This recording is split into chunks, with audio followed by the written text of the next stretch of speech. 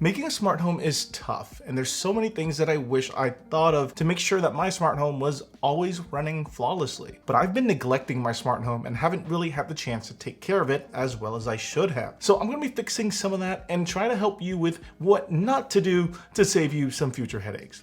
Let's start. If you're interested in smart homes, I made a video a year ago that summarizes everything super well. Instead, what this video focuses on is more of what happens when you already have an established smart home, one that you painstakingly put together and set up yourself. Let's answer that question.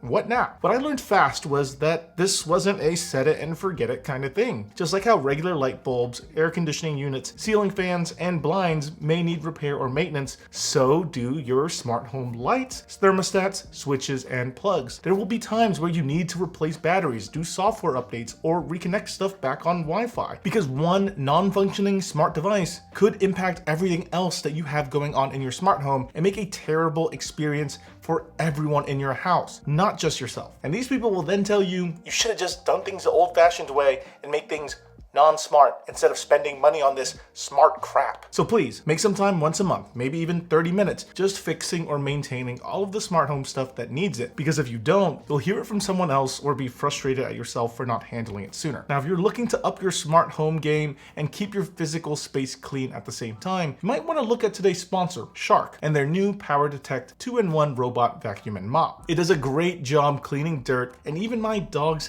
hair off of carpets, and it easily handles stuck on messes when it mops my hard floors. There's some raised entryways in my home, and the vacuum lifts itself up using its never stuck technology to make sure that I don't have to baby it and make sure it's doing its job. This lifting feature also means it will lift the mop when it detects carpet so that your carpets don't get wet. This 2-in-1 robot also has up to a month of hands-free maintenance thanks to the Pro Base. The robot vacuum does its job, then goes back to the Pro Base to charge, empty debris, refill its water tank, and cleans and dries the mopping pad. Obviously, with so much gunk going into this base, you'd expect it to get kind of stinky. Thankfully, the base has odor neutralizer technology to protect against bad odors and keep your base and home smelling fresher. There's even an app that you can wirelessly connect to, view its current status, and control the vacuum, like setting up zones based on the LiDAR scans of your home, schedule cleaning times, and even manually start the robot. This thing is feature-packed, and really all I need to do on my end is set a reminder every month,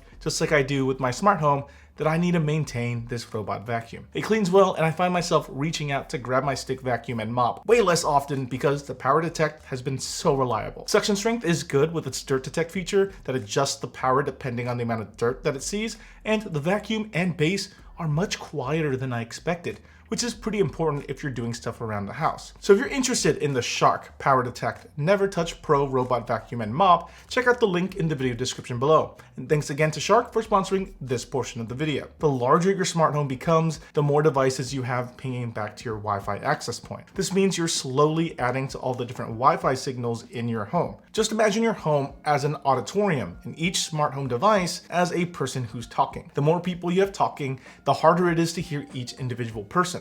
That's a crowded Wi-Fi network. So whenever you can, just plug your stuff into Ethernet. It's usually more stable, is better performing, and helps out all your other Wi-Fi devices by making the airwaves less congested. Things like video game consoles, TVs, PCs, streaming boxes, and smart home hubs are great devices to switch off Wi-Fi and onto Ethernet because these things don't move around and are usually near a place with Ethernet in the first place. Using smart home products that all connect to a central hub can also cut down on Wi-Fi signals, since it's usually the central hub that sends the signal instead of each individual device to your access point. Obviously, not every device that you own will be off Wi-Fi, but the more that you can do within reason could help all the internet connected devices perform at their best. So automations can be very simple, or they can get super complex. You can set your lights to dim at 20% on a Saturday when the temperature is 65 degrees or less in the month of October, when the car is parked in the garage and the TV is on, because you want a great movie night watching the greatest Halloween movie, Halloween Town. But look at these potential points of failure. There's many different variables that have to be just right, and when you have a ton of automations like this,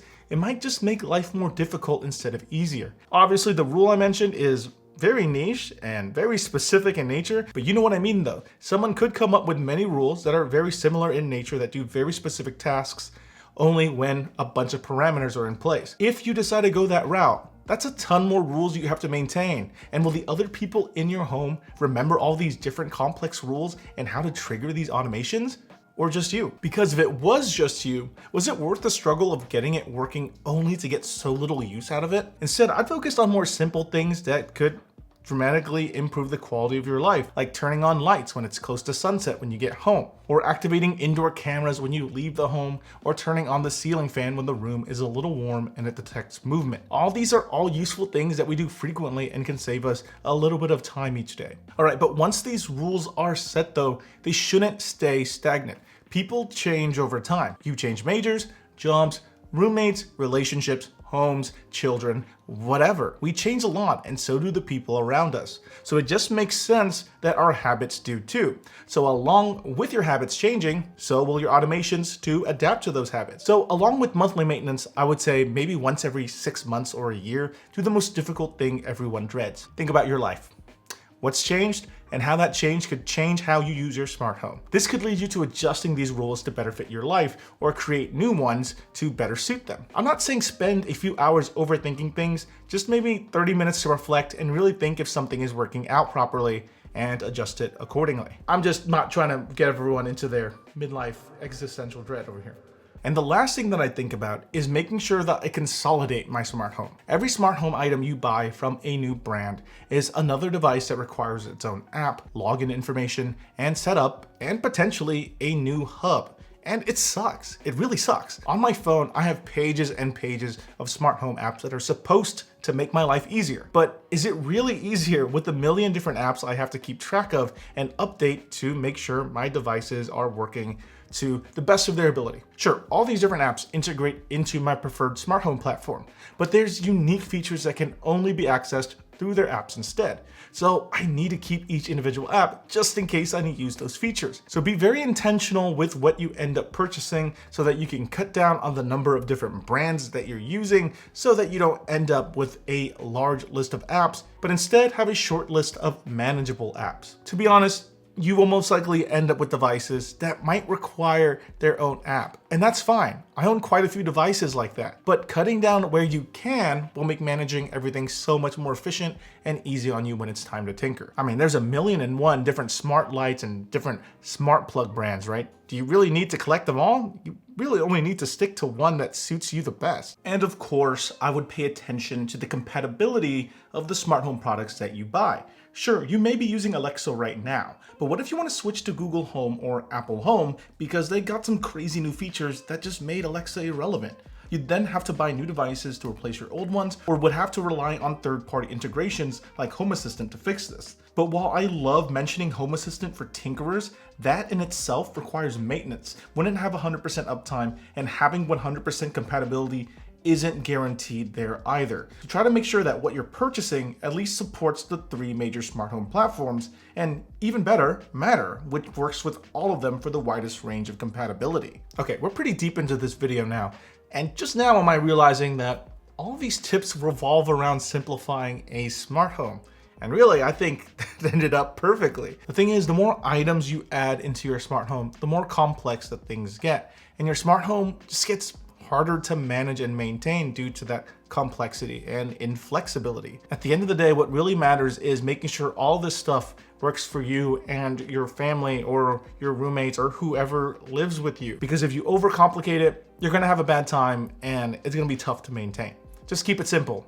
Or if you just love tinkering too much, then don't make it as complex as you want. It's pretty fun tinkering with things, but usually not at the expense of others. But either way, those are some of my tips for making sure that you get the best use out of your own smart home based on the experiences that I've had in this long 3-year journey. There was a lot of failures along the way too, but I hope I saved you a future headache.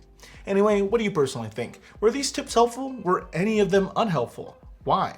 What tips do you think I should have mentioned alongside these different tips? I thought these were a great high-level overview of some things that people should pay attention to. Leave all that down in the comment section below, and if you enjoyed this video, give it a thumbs up, and I'll see you all next time. Bye.